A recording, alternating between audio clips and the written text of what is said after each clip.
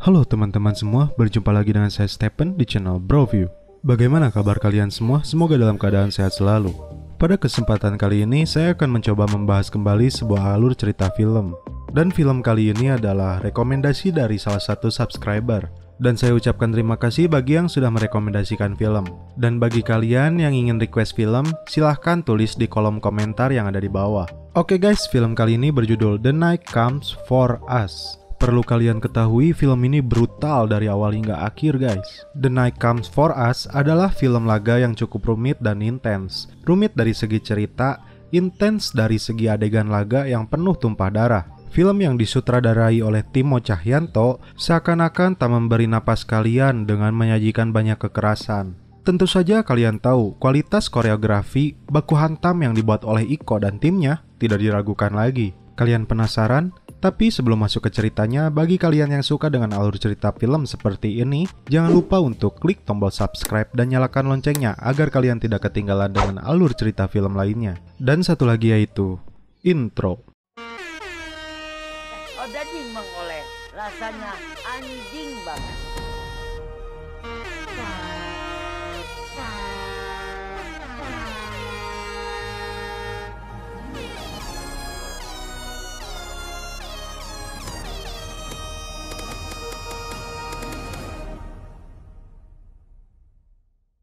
Anjing banget. Di awal film, diceritakan tentang organisasi mafia atau Triad Asia Tenggara yang mengendalikan 80% penyelundupan untuk seluruh wilayah Asia. Mereka menjalankan aktivitasnya melalui Golden Triangle. Triad meraih keuntungan yang sangat besar dari perdagangan narkoba, senjata, dan bahkan manusia. Di sisi lain, agar tetap bebas dari kekacauan dan gangguan luar, para pimpinan Triad membentuk formasi delegasi elit dengan dalih untuk keteraturan dan kepatuhan. Delegasi ini terdiri dari 6 pria dan wanita anonim. Mereka dikenal sebagai Six Sis. Cerita kemudian dimulai dengan seorang gadis kecil yang penuh darah terbangun di sisi pantai, kemudian melihat beberapa orang telah tewas, dan orang tuanya yang masih hidup sedang ditodong senjata oleh beberapa orang. Gadis kecil itu bernama Reina, dan ibunya yang sedang dalam todongan senjata meminta Reina untuk cepat berlari. Namun para penjahat itu menyuruh mereka bangun dan membiarkannya untuk berlari. Dan inilah yang terjadi. Dan yang paling menyedihkan di sini, Reina melihat kedua orang tuanya terbunuh tepat di hadapannya. Kemudian datang pimpinan kelompok tersebut, dia bernama Ito dan diperankan oleh Jota Slim. Yang akhirnya tersisa Reina seorang diri, dan kemudian Ito mengambil senjata anak buahnya dan hendak menembak anak tersebut, namun tidak diperlihatkan siapa yang ia tembak.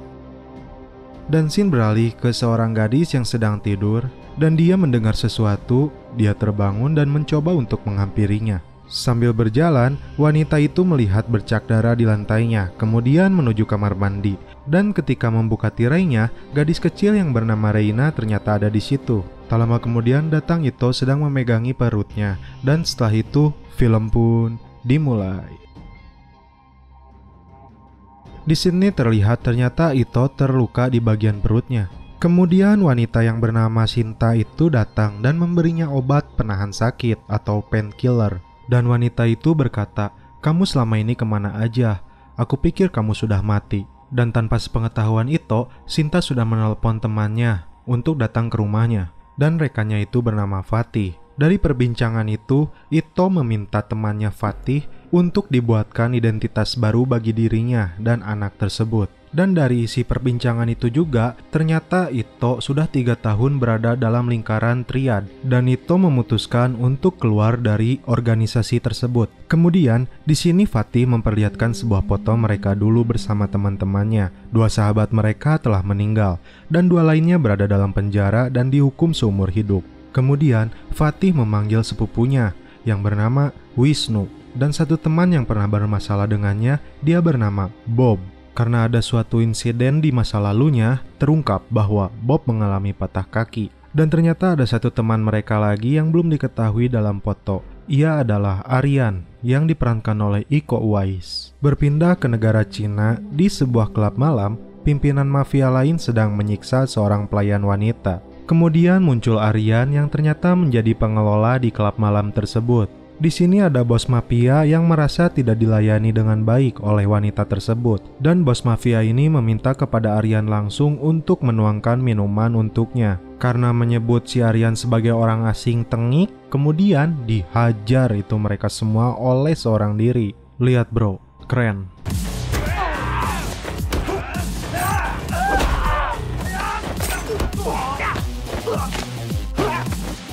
Setelah anak buah bos mafia tersebut tewas, akhirnya dengan sebuah botol minuman, bos itu pun dibunuhnya.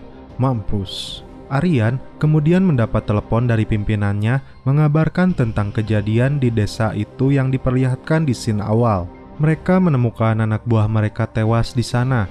Namun, mereka menemukan sebuah dompet dan ternyata itu adalah Ito dan seorang anak dan memberikan kabar kepada Aryan bahwa Ito telah membangkang dan Ito adalah pengkhianat. Jadi sebetulnya Ito ditugaskan untuk mengeksekusi keluarga itu. Namun, Ito sepertinya membela anak tersebut dan menghabisi anak buah mereka. Yang pada akhirnya, pesawat jet pribadi pun disiapkan untuk kepergian Aryan agar segera kembali ke Indonesia menyelesaikan masalah ini. Setibanya di Indonesia, Aryan turun dari pesawat dan di sana sudah ada pimpinan triad yang sedang menunggunya di dalam mobil. Dan di dalam perjalanan, si bosnya itu meminta Aryan untuk menyelesaikan masalah ini dan pimpinan triad untuk wilayah Indonesia akan diserahkan kepadanya. Kembali ke Ito beserta rekannya, mereka melanjutkan perbincangannya. Dan dalam perbincangan itu, tiba-tiba Fatih memberikan senjata kepada Ito dengan tujuan untuk penarikan dana yang tertahan di Yohan. Dan terlihat Yohan telah memanipulasi bisnis narkoboynya menjadi toko daging. Akhirnya Ito memutuskan untuk langsung menancap gas ke toko daging Yohan. Setibanya di sana, Ito langsung membunyikan lonceng dan melihat-lihat di sekelilingnya. Tak lama setelah itu, akhirnya Yohan pun datang. Karena matanya yang minus, Yohan tidak mengetahui bahwa yang datang adalah Ito. Dan ketika Yohan memakai kacamatanya, baru dia melihat bahwa di depan dirinya adalah Ito. Dan Yohan melihat ada catatan yang biasa ditempelkan di bawah mejanya. Di situ tertulis, Ito sedang berada di Jakarta. Segera lapor bila melihatnya. Karena ketakutan, Yohan langsung mengalihkan pembicaraan dan menawarkan daging khas, tetapi di sisi lain, dia mengambil pistol yang ada di bawah meja. Namun, Ito langsung menangkap kepalanya dan mengambil pistolnya. Ito yang disuruh mengambil uang di dalam, sambil menyandera Yohan, Ito dikepung oleh 7 tukang jagalnya yang beringas. Namun ketika Ito menghitung di depannya ada 6, Ito sadar di belakang ada yang mengendap-endap untuk menghajarnya. Dan ketika Ito mengetahui itu, inilah yang terjadi.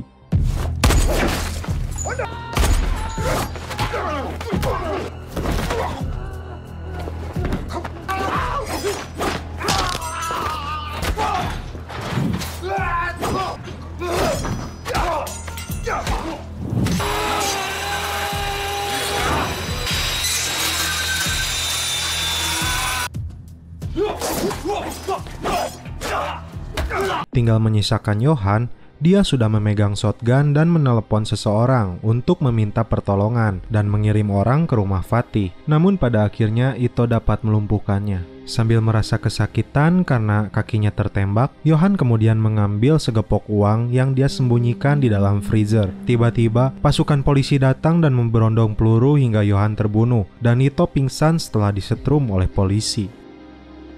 Kembali ke Fatih yang sedang menelepon si Ito tapi tak dijawab teleponnya. Kemudian dia meminta Bobby untuk mengantar Sinta membeli makanan, turun melalui lift, dan Bobby melihat ada segerombolan orang suruhan Yohan sedang menuju lantai atas menuju rumah Fatih. Dan di dalam lift, akhirnya Fatih pun bersandiwara meminta Sinta untuk pergi dan meninggalkannya. Dan ketika pintu lift tertutup, Bobby pun menghabisi mereka yang berada dalam lift. Dan sampai di lantai atas, Bobby melihat gerombolan triad telah mengepung Fatih, meminta triad menembaknya, ternyata itu tak membunuhnya. Bobby di balik bajunya dia telah memakai plat pelindung yang dia dapatkan di luar ruangan. Karena belum ada kompromi dengan Fatih, dia menyangka bahwa Bobby telah tewas. Akhirnya dia pun marah dan bersama-sama untuk menghabisi para triad. Seperti ini guys.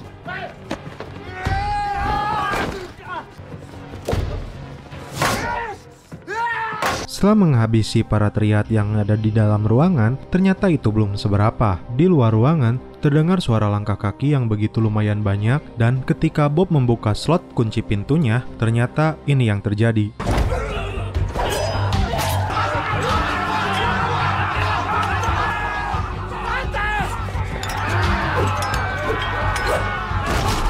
Namun ada fakta yang mengejutkan bahwa semua gerombolan itu adalah suruhannya dari dia. Di sisi lain, Ito yang telah sadar dia berada dalam mobil tahanan polisi dan terlihat ada 4 penjaga yang berada di sana. Dan nyatanya, polisi-polisi ini telah disuap oleh triad agar Ito dibawa ke base camp mereka. Ketika mereka sedang mengobrol, di sini Ito mencuri kesempatan itu untuk berupaya meloloskan diri. Dan inilah adegannya. Lepasin lo!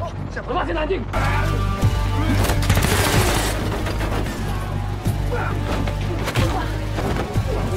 Sampai pada akhirnya, Ito membuka pelatuk granat dan polisi itu ditendang. Kemudian,